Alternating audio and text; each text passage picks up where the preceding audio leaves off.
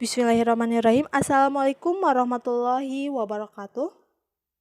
Yang terhormat Bu Dr. Purwati Kuswarini, DRA MSI, Dr. Romi Faisal Mustafa, SPD MPD, dan Pak Diki Muhammad Khaidir, SPD MPD, selaku dosen mata kuliah metodologi penelitian dan rekan-rekan yang saya banggakan.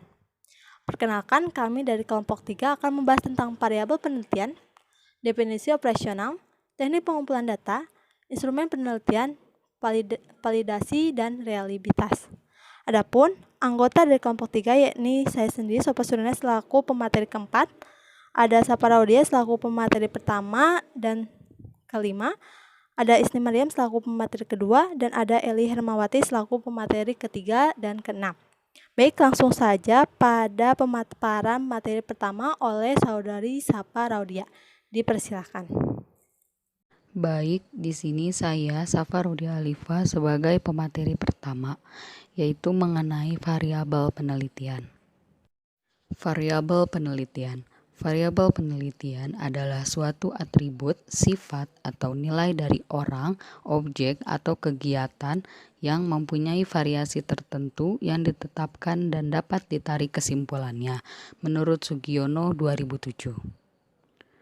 Contoh secara besar dari variabel penelitian ini adalah hasil belajar, model pembelajaran, metode pembelajaran, motivasi belajar, kemampuan berpikir tingkat tinggi, literasi sains, dan seterusnya. Sebenarnya sudah disinggung pada pengertian dari variabel itu sendiri mengenai ciri-cirinya. Nah, dapat kita simpulkan bahwa ciri-ciri dari variabel penelitian ini yaitu mempunyai variasi nilai, membedakan satu objek dengan objek yang lain dalam satu populasi, dan variabel penelitian ini tentunya dapat diukur. Selanjutnya ada macam-macam variabel penelitian. Yang pertama ada variabel bebas atau variabel independen. Yang kedua ada variabel terikat atau variabel dependent. Yang ketiga ada variabel kontrol. Yang keempat ada variabel moderator. Variabel bebas atau variabel independen diartikan sebagai suatu kondisi atau nilai yang jika muncul maka akan memunculkan atau mengubah kondisi atau nilai yang lainnya. Dengan demikian, jika ditinjau keberadaannya, variabel bebas pada umumnya terdahulu ada muncul dan akan diikuti variabel yang lainnya. Dalam rangkaian kegiatan ilmiah, penelitian dalam menentukan variabel bebas tidak boleh secara sembarangan. Variabel bebas bukanlah suatu kondisi yang terlepas sama sekali dengan keberadaan variabel terikat.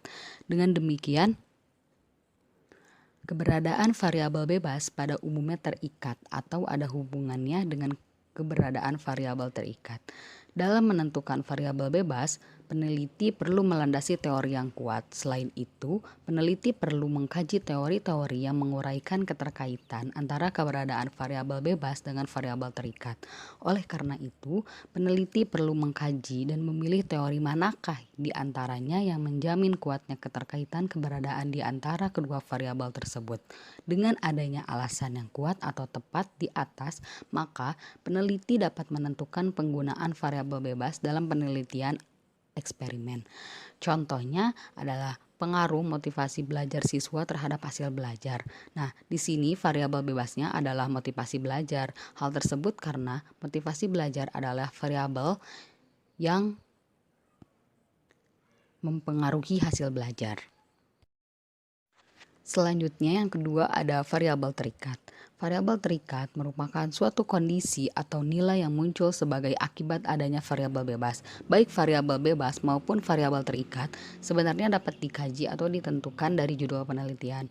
Namun di dalam susunan judul penelitian, letak variabel terikat tidak berarti selalu berada setelah variabel bebas. Penelitian dapat menentukannya. Peneliti dapat menentukannya variabel terikat secara rasional, yakni dengan menentukan manakah variabel yang muncul sebagai akibat dari variabel lain. Contoh, pada judul penelitian, pengaruh konsep diri terhadap kemandirian belajar siswa SMP Nah, di sini variabel bebasnya adalah konsep diri dan variabel terikatnya berupa kemandirian belajar. Hal ini disebabkan bahwa kemandirian belajar siswa muncul sebagai akibat adanya konsep dirinya.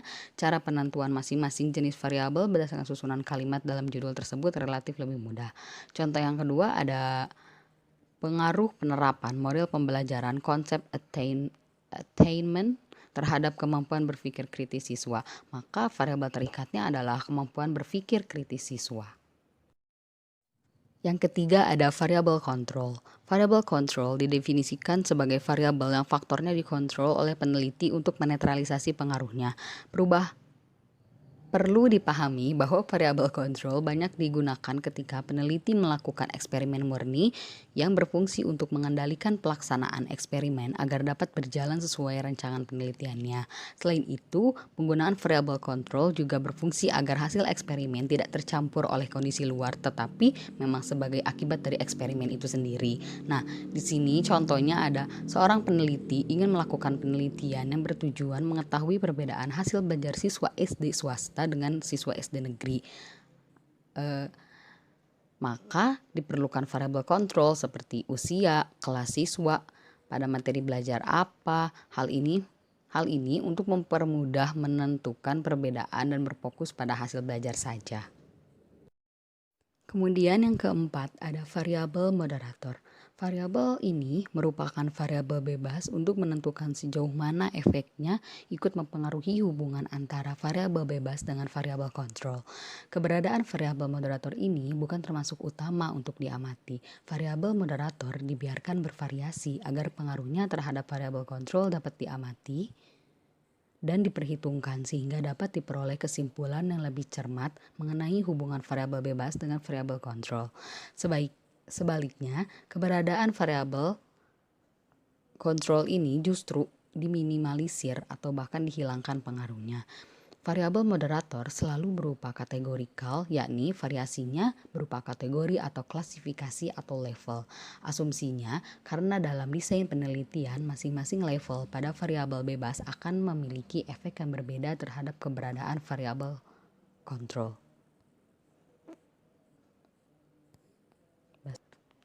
Seperti pada contoh, hubungan semangat belajar dan hasil belajar siswa akan meningkat jika guru mampu menciptakan iklim kelas yang menyenangkan, namun akan menurunkan semangat atau iklim jika guru tidak mampu menciptakan iklim belajar yang menyenangkan.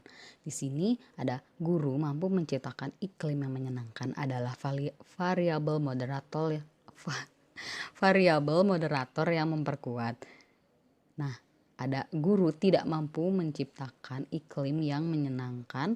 Di sini berarti variabel moderator yang memperlemah. Dicukupkan sekian penyampaian materi dari saya. Baik, untuk selanjutnya di sini saya akan menjelaskan mengenai definisi operasional. Jadi apa sih definisi operasional itu? Nah, definisi operasional itu adalah dimensi peneliti yang menyediakan data bagi peneliti untuk mengetahui bagaimana metode dalam mengukur atau menilai suatu variabel. Nah, definisi operasional ini merupakan panduan yang benar dalam menakar sebuah variabel, yang mana akan menolong peneliti dalam mempertimbangkan variabel yang setara. Contoh pentingnya definisi operasional ini adalah mengenai benar dan salahnya suatu hal, atau saat observasi dilakukan di mana terdapat kebingungan pada si peneliti. Nah, sebab dengan informasi atau panduan tersebut, peneliti itu dia bisa mengetahui cara mengembangkan konsep yang baik. Dengan begitu, peneliti bisa memastikan apakah prosedur dalam suatu pengukuran itu bisa dilakukan dengan cara yang sama atau dengan cara yang pernah ada yang terdahulu atau dengan cara yang baru. Nah, definisi operasional ini saat diaplikasikan dalam pengumpulan data adalah definisi yang rinci, yang ringkas serta jelas mengenai suatu nilai atau ukuran. Definisi operasional ini sangat krusial dan penting agar berbagai macam jenis data bisa dikumpulkan. Jadi untuk lebih singkatnya, definisi operasional ini merupakan petunjuk tentang bagaimana suatu variabel diukur. Nah, menyusun definisi operasional ini adalah proses yang wajib dilakukan oleh peneliti sebelum mengukur sebuah variabel yang diturunkan ke dalam bentuk pertanyaan penelitian. Menurut Ruane, pada tahun 2005, menulis definisi operasional membantu menentukan langkah-langkah atau prosedur yang tepat yang digunakan pada saat pengukuran. Contohnya, konsep disiplin akan berbeda konteksnya apabila diterapkan untuk menjelaskan kondisi disiplin karyawan dan konsep disiplin mahasiswa. Sedangkan menurut Sugiono, pada tahun 2015, pengertian definisi operasional dalam variabel penelitian ialah suatu atribut atau sifat atau juga nilai dari objek atau kegiatan yang mempunyai variasi tertentu yang telah ditetapkan oleh peneliti untuk dipelajari dan kemudian ditarik kesimpulannya.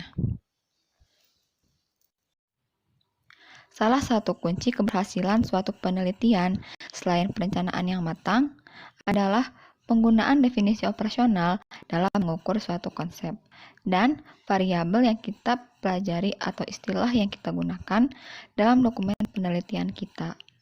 Nah, menentukan variabel secara operasional adalah suatu hal yang menjadi sangat penting dalam penelitian karena ini bertujuan untuk memberikan kredibilitas pada metodologi dan selain itu untuk memastikan reproduktivitas hasil studi.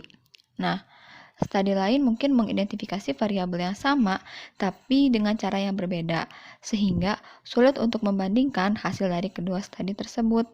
Secara jelas dan terperinci, definisi operasional memiliki 4 tujuan, yaitu yang pertama, menetapkan aturan dan prosedur yang digunakan oleh peneliti untuk mengukur variabel.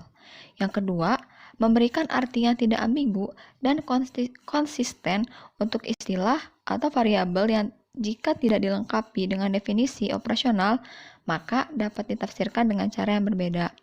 Yang ketiga, membuat pengumpulan data serta analisis yang lebih fokus dan efisien. Yang keempat adalah memandu jenis data dan informasi apa yang dicari oleh peneliti. Nah, untuk operasionalisasi variabel sendiri itu bermanfaat untuk yang pertama, mengidentifikasi kriteria yang dapat diobservasi yang sedang didefinisikan. Lalu yang kedua, menunjukkan bahwa suatu konsep atau objek mungkin mempunyai lebih dari satu definisi operasional. Yang ketiga, mengetahui bahwa definisi operasional ini bersifat unik dalam situasi di mana definisi tersebut harus digunakan. Selanjutnya, saya akan menjelaskan mengenai cara membuat definisi operasional. Nah, yang pertama adalah menentukan variabel penelitian terlebih dahulu. Langkah pertama dalam membuat definisi operasional ini adalah menentukan variabel apa saja yang akan kita teliti. Kita juga harus memastikan fungsi dari tiap-tiap variabel tersebut, apakah sebagai variabel bebas atau variabel terikat. Lalu yang kedua, mencari definisi konseptual untuk tiap-tiap variabel tersebut. Langkah selanjutnya di sini kita harus mencari definisi konseptual yang tepat untuk tiap-tiap variabel yang telah kita tentukan. Definisi tersebut bisa kita peroleh dari kamus, buku teks, atau penelitian orang lain. Atau kita juga bisa merumuskan sendiri definisi operasional berdasarkan pengalaman atau rangkuman dari berbagai sumber pustaka. Perlu diingat bahwa definisi konseptual lebih berfokus pada konsep suatu variabel. Lalu yang ketiga itu ada mengidentifikasi cara mengukur variabel. Dalam langkah ketiga ini, untuk membuat suatu definisi operasional adalah mengidentifikasi apa saja yang bisa kita lakukan untuk mengukur variabel-variabel yang telah kita tentukan sebelumnya. Nah, selalu ada lebih dari satu cara yang dapat kita lakukan. Misalnya dengan cara mengamati, membandingkan dengan hal lain, menanyakan, atau berbagai metode lainnya. Selanjutnya, keempat adalah memilih cara untuk menggambarkan suatu variabel. langkah keempat ini, kita harus memilih cara apa saja yang benar-benar dapat kita lakukan untuk menggambarkan suatu variabel. Kita harus memastikan cara yang spesifik dengan acuan yang jelas. Misalnya, apakah kita akan mengacu pada suatu kuesioner standar atau menggunakan metode yang benar-benar baru. Nah, kita juga perlu merinci bagaimana nantinya kita memperlakukan data yang kita peroleh. Ingat bahwa secara umum terdapat 4 level pengukuran, yaitu data nominal, data ordinal, data interval, dan data rasio. Untuk yang terakhir, yang kelima adalah menuliskan definisi suatu operasional dalam bentuk narasi atau tabel. Langkah terakhir ini, di sini kita bisa menuliskan definisi operasional dalam bentuk narasi ataupun tabel. Nah, pada umumnya penelitian skripsi atau tesis deskripsi operasionalnya ini disajikan dalam arti tabel. Sedangkan pada naskah publikasi biasanya berupa narasi. Dalam menyusun definisi operasional, sebaiknya kita dapat mengidentifikasikan seperangkat kriteria unik yang dapat diamati. Semakin unik suatu definisi operasional, maka akan semakin bermanfaat. Baik, terima kasih. Untuk materi selanjutnya yaitu teknik pengumpulan data. Next. Ya, metode pengumpulan data ialah teknik atau cara-cara yang dapat digunakan oleh peneliti untuk mengumpulkan sebuah data. Pengumpulan data adalah proses mengumpulkan dan mengukur informasi tentang variabel yang ditargetkan dalam sistem yang mapan, yang kemudian memungkinkan seseorang untuk menjawab pertanyaan yang relevan dan mengevaluasi hasil. Next. Adapun teknik pengumpulan data yang biasa digunakan yaitu tes dan non-tes. Tes digunakan untuk mengukur ada atau tidaknya serta besarnya kemampuan objek yang diteliti. Data yang diungkapkan dalam penelitian dapat dibedakan menjadi 3 jenis, yaitu fakta, pendapat, dan kemampuan. Next. Adapun jenis-jenis dalam tes itu ada tes bakat, tes minat, tes IQ, tes prestasi, tes kepribadian, dan tes berpikir logis. Next. Selanjutnya, jenis-jenis dalam non-tes itu ada kuesioner atau angket, lalu ada wawancara, lalu ada observasi, lalu ada dokumen. Next. Untuk yang pertama, kuesioner atau angket. Kuesioner merupakan teknik pengumpulan data yang dilakukan dengan cara memberi seperangkat pertanyaan atau pernyataan tertulis kepada responden untuk dijawabnya. Kuesioner merupakan teknik pengumpulan data yang efisien bila peneliti tahu dengan pasti variabel yang akan diukur dan tahu apa yang bisa diharapkan dari responden. Selain itu, kuesioner juga cocok digunakan bila jumlah responden cukup besar dan tersebar di wilayah yang luas. Adapun jenis-jenis kuesioner, yang pertama itu ada kuesioner terbuka, ada kuesioner tertutup, lalu ada kuesioner langsung dan kuesioner tidak langsung. Untuk kuesioner terbuka yaitu untuk respondennya menjawab dengan kalimat sendiri. Lalu untuk kuesioner tertutup, jawaban sudah tersedia atau berupa pilihan. Responden hanya tinggal memilih jawabannya. Lalu ada kuesioner langsung. Ini tentang dirinya, tentang si responden. Lalu untuk kuesioner tidak langsung, ini tentang orang lain. Next. Adapun kelebihan dan kekurangan dalam kuesioner. Kelebihannya yang pertama dapat dibagikan secara serentak kepada banyak responden. Lalu lebih efisien waktu, tenaga, dan biaya. Sedangkan kekurangannya itu yang pertama tidak teliti dalam menjawab sehingga ada yang terlewat atau tidak terjawab. Lalu seringkali validitasnya sukar dicari. Lalu tidak jujur dalam menjawab pertanyaan. Next. Lalu yang kedua itu ada wawancara. Wawancara merupakan pertemuan dua orang untuk bertukar informasi dan ide melalui tanya jawab. sehingga dapat dikonstruksikan makna dalam suatu topik tertentu. Wawancara digunakan sebagai teknik pengumpulan data apabila peneliti ingin melakukan studi pendahuluan untuk menemukan permasalahan yang harus diteliti, dan juga apabila peneliti ingin mengetahui hal-hal dari responden yang lebih mendalam dan jumlah respondennya sedikit atau kecil. Lalu, adapun macam-macam wawancara, yaitu wawancara terstruktur dan wawancara tak berstruktur. Wawancara juga dapat dilakukan melalui tatap muka atau face-to-face maupun dengan menggunakan telepon. Baik, yang pertama, wawancara terstruktur. Wawancara terstruktur digunakan sebagai teknik pengumpulan data bila peneliti atau pengumpul data telah mengetahui dengan pasti tentang informasi apa yang akan diperoleh. Oleh karena itu, dalam melakukan wawancara, pengumpul data telah menyiapkan instrumen penelitian berupa pertanyaan-pertanyaan tertulis yang alternatif. Jawabannya pun telah disiapkan. Dengan wawancara terstruktur ini, setiap responden diberi pertanyaan yang sama, dan pengumpul data mencatatnya.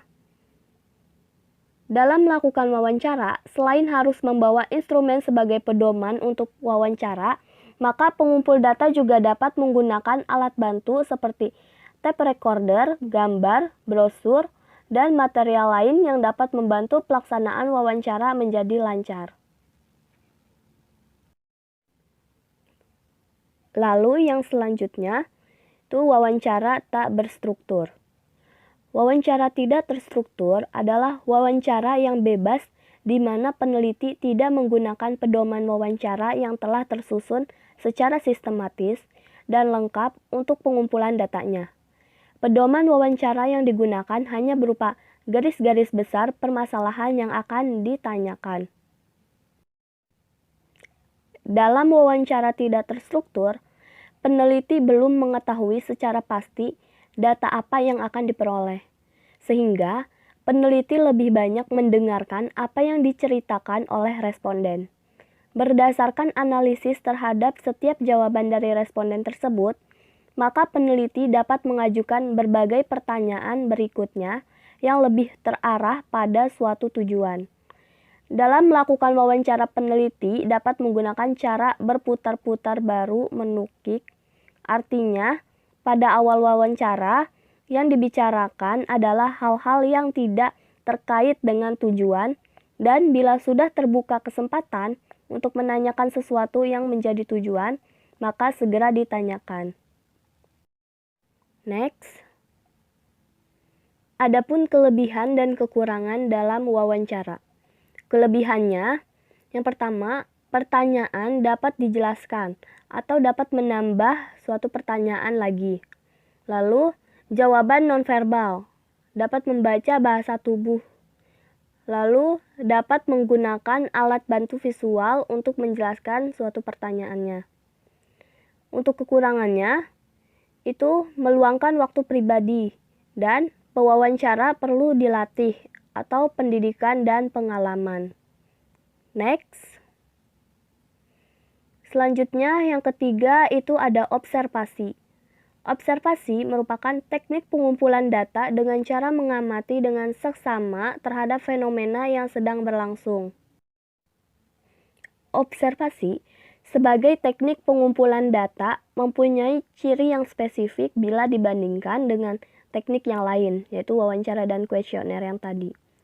Kalau wawancara dan kuesioner itu selalu berkomunikasi dengan orang, maka observasi tidak terbatas pada orang, tetapi juga objek-objek alam yang lain.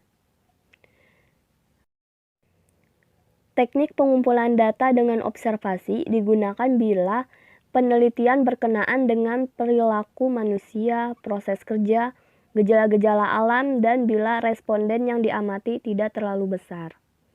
Dari segi proses pelaksanaan pengumpulan data, observasi dapat dibedakan menjadi participant observation atau observasi berperan serta dan non-participant observation. Selanjutnya, dari segi instrumentasi yang digunakan, maka observasi dapat dibedakan menjadi observasi terstruktur dan tidak terstruktur. Adapun manfaat observasi, yang pertama, peneliti akan lebih mampu memahami konteks data dalam keseluruhan situasi sosial. Yang kedua, pengalaman langsung, sehingga memungkinkan peneliti menggunakan pendekatan induktif. Lalu yang ketiga, peneliti dapat melihat hal-hal yang kurang atau tidak diamati orang lain. Next. Lalu yang keempat, itu ada dokumen. Dokumen yaitu catatan peristiwa yang sudah berlalu. Dapat berbentuk tulisan, gambar, atau karya-karya monumental dari seseorang. Cukup sekian materi untuk teknik pengumpulan data. Selanjutnya akan dilanjutkan oleh pemateri berikutnya. Terima kasih. Assalamualaikum warahmatullahi wabarakatuh. Perkenalkan, saya Sopa Suryana akan memaparkan materi selanjutnya, yaitu tentang instrumen penelitian. Apa itu instrumen penelitian? Nah, instrumen penelitian ini adalah sarana yang harus dibuat untuk menampung dan mengolah berbagai data yang akan dikumpulkan dalam penelitian.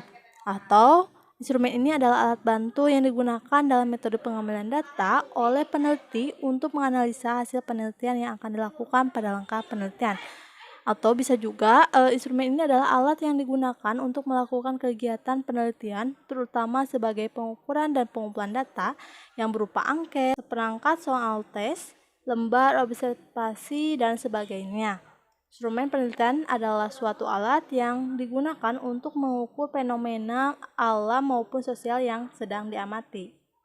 Jika penelitian yang dilakukan melibatkan survei, maka instrumen yang dibuat adalah angket yang berisi pertanyaan dan jawaban yang sesuai dengan penelitian. Contohnya, jika peneliti melibatkan observasi, maka instrumen yang harus dibuat atau disiapkan adalah lembar observasi yang dapat diisi sesuai dengan kebutuhan pengamatan. Nah, jika penelitian melibatkan wawancara, maka pedoman wawancara atau kumpulan pertanyaan-pertanyaan yang akan diajukan adalah instrumen penelitian yang harus disiapkan. Selain pengumpulan data, instrumen penelitian juga akan melibatkan berbagai pengolahan data yang akan dilakukan. Misalnya, lembar observasi dapat menggunakan rating scale atau skala penilaian. Kemudian, jenis instrumen penelitian. Adapun untuk macam-macam bentuk dalam instrumen penelitian secara umum adalah sebagai berikut. Yang pertama, tes, yang kedua, non-tes. Tes adalah serentetan pertanyaan atau latihan lain yang digunakan untuk mengukur keterampilan, pengetahuan, intelijensi, kemampuan, atau bakat yang dimiliki oleh individu atau kelompok. Adapun macam-macam instrumen penelitian tes adalah sebagai berikut. Yang pertama adalah tes kepribadian, yaitu tes yang digunakan untuk mengungkapkan kepribadian seseorang. Yang kedua adalah tes bakat, yaitu tes yang digunakan untuk mengukur atau mengetahui bakat seseorang. Yang ketiga adalah tes kepresentasi, yaitu tes yang dilakukan untuk mengukur pencapaian seseorang dalam bidang tertentu, misalnya akademik. Kemudian ada tes intelijensi, yaitu tes yang digunakan untuk membuat penaksiran tingkat intelektual seseorang. Dan yang terakhir adalah tes sikap, yaitu tes yang digunakan untuk mengukur kecenderungan sikap seseorang. Kriteria tes. Tes memiliki beberapa kriteria yang harus dipenuhi agar dapat menjadi instrumen yang mampu menghasilkan data yang diinginkan dalam penelitian. Adapun kriterianya yaitu reliabilitas tes. Tes yang reliable atau andal adalah tes yang dapat mengumpulkan data sesuai dengan kondisi kemampuan subjek yang sesungguhnya dan tidak dipengaruhi oleh situasi dan kondisi apapun termasuk letak geografis subjek. Dan yang kedua ada validitas tes. Tes sebagai instrumen penelitian dapat dikatakan valid apabila tes bersifat sahih dan setiap butir soal mampu mengukur apa yang hendak diukur. Artinya, tes yang dibuat harus dapat menangkap apa yang hendak dikaji sesuai dengan variabel penelitiannya. Non-tes. Adapun jenis dari non-tes ini, yang pertama ada angket atau questionnaire, adalah instrumen berupa daftar pertanyaan atau pernyataan tertulis yang harus dijawab atau diisi atau dipilih oleh seorang responden sesuai dengan petunjuk pengisiannya. Angket dapat digunakan untuk mengumpulkan data dari sejumlah responden atau sumber data yang jumlahnya cukup besar. Oleh karena itu, metode ini cocok untuk penelitian kuantitatif. Namun angket juga dapat digunakan untuk mendapatkan data yang lebih bebas dan sesuai keyakinan responden atau subjek. Oleh karena itu, instrumen ini juga cocok untuk penelitian kualitatif. Misalnya dalam kasus penelitian survei atau kasus sensus yang dilakukan oleh lembaga daerah atau lembaga-lembaga atau perusahaan swasta yang ingin mendapatkan data primer. Contoh dari kuesioner adalah misalnya kuesioner terbuka, yang mana responden bebas menjawab dengan kalimatnya sendiri. Misalnya yang pertama, apakah ada problem dalam pembelajaran ekosistem? Nah, responden bebas menjawab dengan kalimatnya. Yang kemudian yang kedua yaitu kuesioner tertutup, di mana responden tinggal menjawab pertanyaan yang sudah disediakan. Misalnya, apakah sarana pembelajaran sekolah memadai? Jawabannya ada A, B, dan C. Nah, responden ini tinggal menjawab sesuai dengan jawaban yang sudah disediakan. Kelebihan dan kekurangan angket. Sebagai salah satu instrumen penelitian, angket memiliki beberapa kelebihan. Di antaranya, yang pertama, mengumpulkan data dalam jumlah besar. Yang kedua, data yang terkumpulkan melalui angket akan mudah dianalisis, sebab setiap responden akan mendapat pertanyaan yang sama. Yang ketiga, responden dapat memiliki kebebasan untuk menjawab setiap pertanyaan sesuai dengan keyakinannya. Dan yang keempat, sumber data atau responden tidak akan terburu-buru menjawab setiap pertanyaan sebab pengisiannya tidak terikat oleh waktu. Di samping kelebihan di atas, angket juga memiliki beberapa kelemahan. Di antaranya yang pertama, angket belum menjamin responden akan menjawab jawaban yang tepat sesuai dengan keyakinannya. Yang kedua, angket dapat digunakan oleh responden yang dapat membaca dan menulis, sedangkan terkadang penelitian akan melintasi kemampuan tersebut. Yang ketiga, angket hanya dapat menggali masalah yang terbatas, misalnya untuk masalah yang bersangkutan dengan aspek psikis akan suka diungkap lewat angket. Dan yang terakhir, terkadang ada responden yang tidak bersedia untuk mengisi angket karena kesibukan atau alasan lainnya. Yang kedua adalah wawancara atau interview. Adalah teknik penelitian yang dilaksanakan dengan cara dialog baik secara langsung tatap muka maupun jarak jauh melalui saluran media tertentu seperti telepon dan media komunikasi lainnya. Wawancara adalah instrumen yang sering digunakan dalam penelitian kualitatif. Nah, ini adalah contoh dari pedoman wawancara dan instrumennya. Kemudian ada kelebihan dan kekurangan wawancara. Yang pertama, kelebihan wawancara yaitu dapat digunakan untuk mengecek kebenaran data atau informasi yang digunakan dengan teknik lain seperti angket. Yang kedua, wawancara dapat mengumpulkan data yang lebih luas dan akurat, bahkan dapat memunculkan sesuatu yang tidak terpikirkan sebelumnya. Yang ketiga, melalui tatap muka langsung, memungkinkan pewawancara dapat menjelaskan pertanyaan yang kurang dipahami oleh subjek penelitian sebagai sumber data. Dan yang keempat, wawancara dapat dilakukan kepada setiap individu yang tidak mengenal batas usia dan kemampuan, berbeda dengan angket yang hanya digunakan pada responden yang bisa membaca dan menulis saja. Nah, selain kelebihan di atas, wawancara juga memiliki beberapa kekurangan atau kelemahan, yakni yang pertama, terkadang pelaksanaan wawancara memerlukan waktu dan tempat khusus untuk melaksanakannya, dan dalam beberapa kasus membutuhkan usaha lebih dalam menyelenggarakannya. Yang kedua, memerlukan keterampilan khusus dari pewawancara dalam mengungkapkan data dan keterampilan yang akurat. Sebab sering terjadi bahwa orang diwawancara tidak mau memberikan data dan informasi yang sesungguhnya, sehingga jawabannya sering melebar dan berbelit-belit. Dan yang ketiga, sulit untuk menghilangkan pengaruh-pengaruh subjek pewawancara yang dapat mempengaruhi hasil observasi. Baik, yang ketiga adalah observasi. Ialah teknik pengumpulan data dengan cara mengamati langsung maupun tidak tentang hal-hal yang diamati dan mencatatnya pada alat observasi. Hal-hal yang dapat diamati biasanya adalah gejala-gejala, tingkah laku, benda hidup maupun benda mati yang sedang diteliti. Nah, ini adalah contoh dari lembar observasi. Pada lembar observasi ini biasanya jawabannya ya atau tidak, sebab untuk memudahkan peneliti untuk menganalisis data tersebut. Oke, selanjutnya jenis observasi. Yang pertama, observasi partisipasi. Nah, observasi ini dilakukan dengan cara peneliti hadir di tengah-tengah informan dan melakukan berbagai kegiatan sambil mencatat informasi yang dibutuhkan. Nah, kehadiran dari peneliti ini dapat diketahui oleh siapapun, sehingga observasi ini bersifat terbuka. Yang kedua, observasi non-partisipasi. Nah, dilakukan tanpa kehadiran peneliti, bahkan mungkin responden tidak menyadari proses pengamatan tersebut.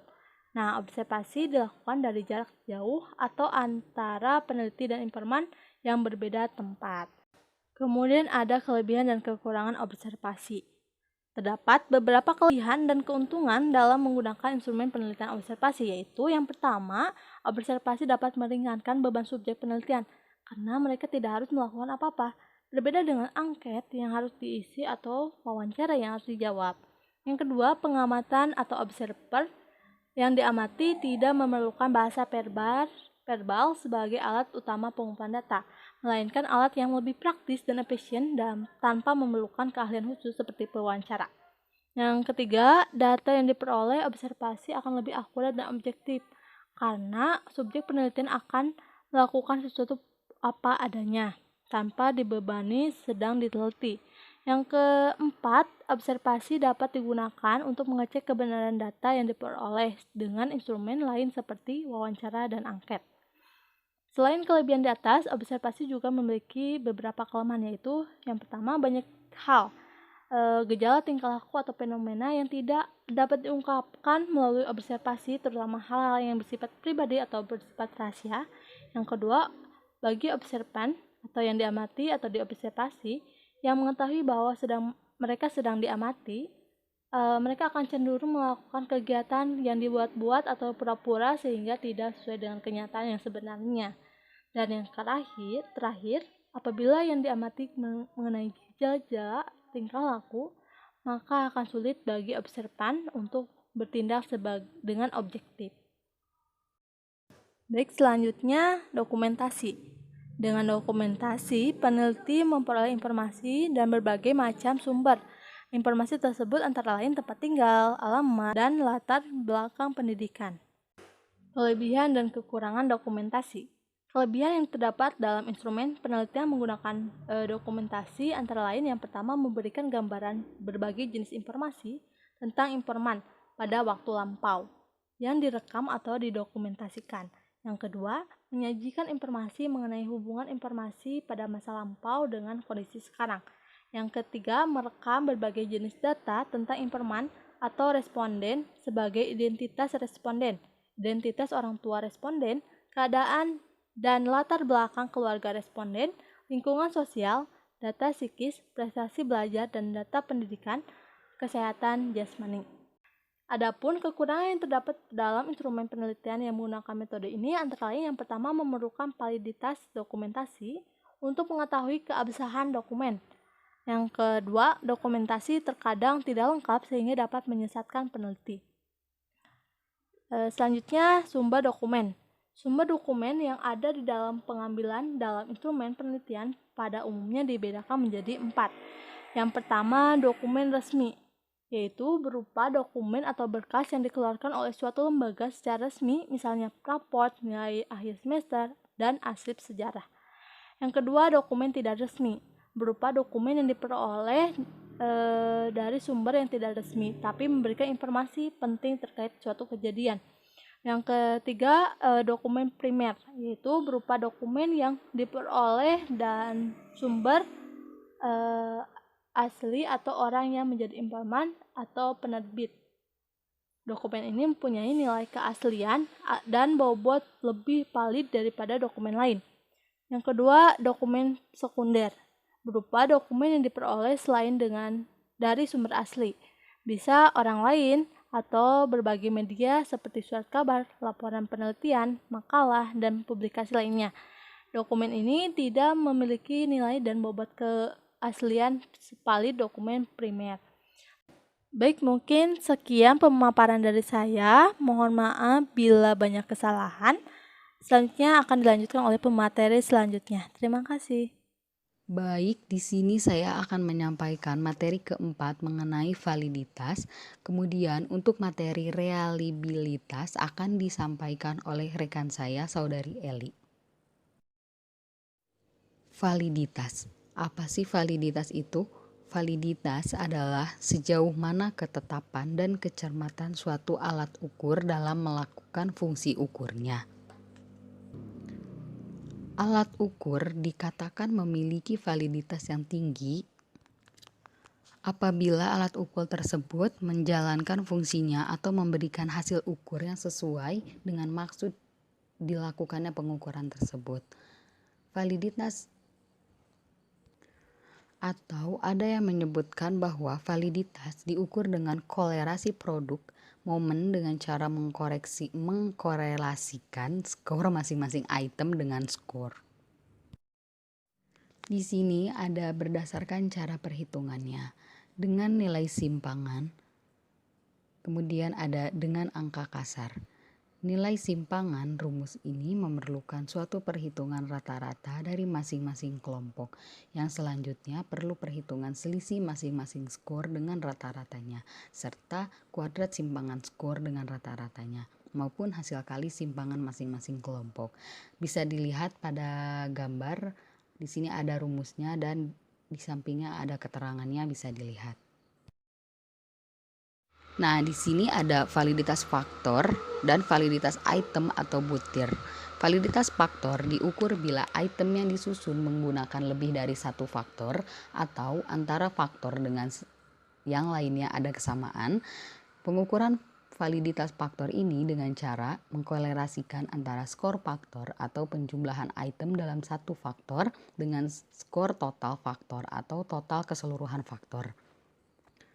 Kemudian ada validitas item ditunjukkan dengan adanya kolerasi antara dukungan terhadap item total atau skor total.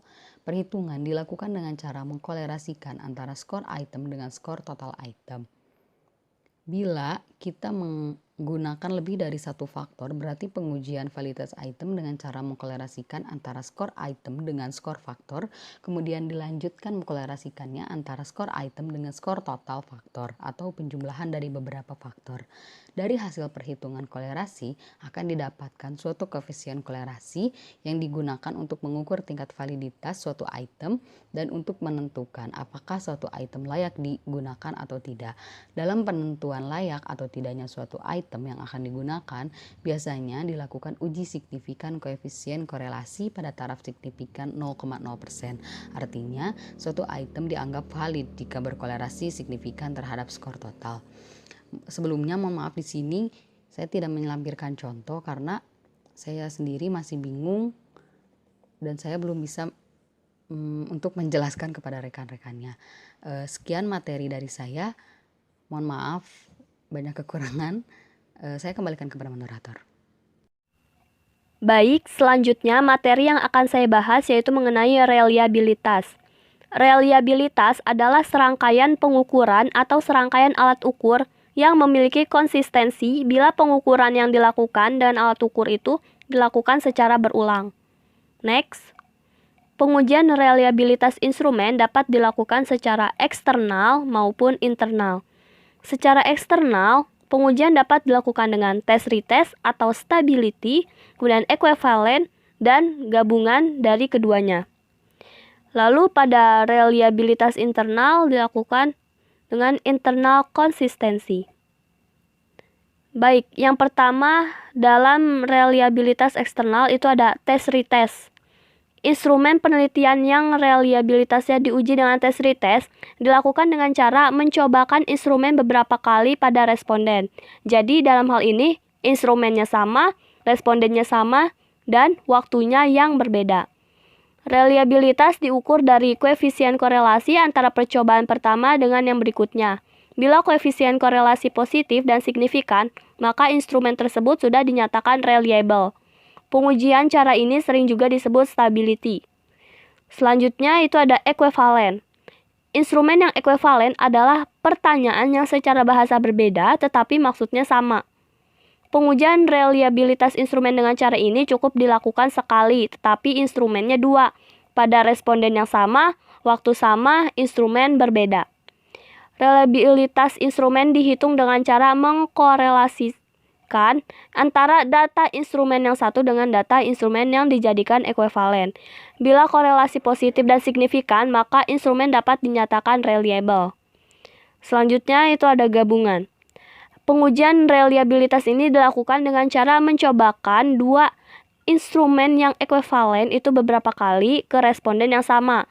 Jadi cara ini merupakan gabungan pertama dan kedua.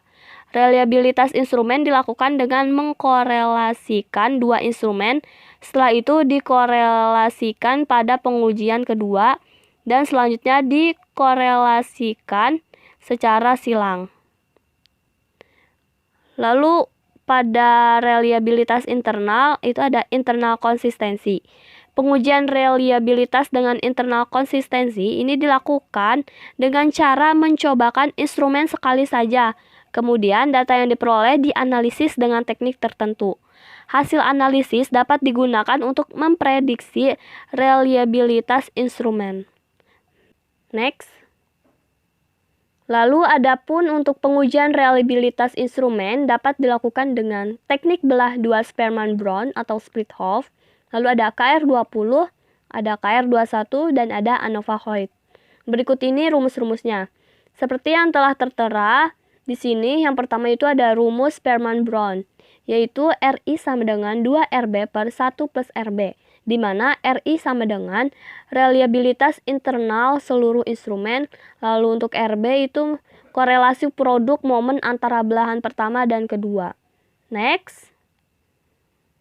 Lalu di sini juga telah tertera rumus KR20 atau Kuder-Richardson, lalu ada rumus KR21 dan juga ada rumus analisis varians Hoyt atau ANOVA-Hoyt. Rekan-rekan sekalian dapat melihat dan memahaminya secara seksama seperti yang telah tertera dalam PowerPoint ini. Cukup sekian materi yang dapat saya sampaikan, kurang lebihnya mohon maaf. Saya kembalikan kepada moderator. Terima kasih.